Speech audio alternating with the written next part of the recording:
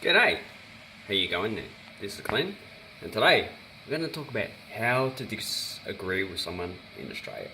So, someone comes up to you, they have a belief. Just say they're anti-climate change. Yeah, I hate these cunts. So, the anti-climate change, you go, oh, climate change is just a conspiracy.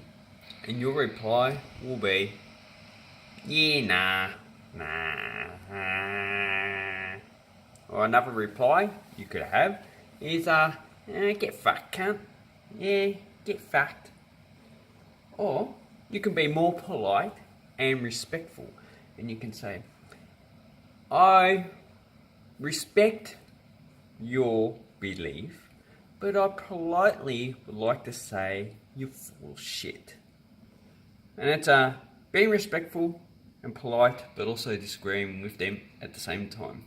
Now, another way you could say that you disagree with them is like, I don't really believe in what you're saying because it's coming out of your ass.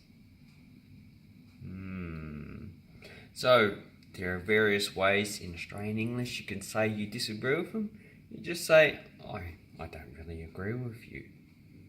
Yeah, but that's too polite. When you got someone who's an idiot and whose beliefs are just full of shit, you just tell it the way it is. You could say come up and they go, oh, I don't believe in climate change because it's just a conspiracy and the climate's been changing forever. You just go, you're a fucking dumb cunt, aren't you? You're really fucking stupid. Or you could come out and you can go, so, explain to me how carbon absorbs energy, please. Do that. On methane as well. Any diatomic molecule?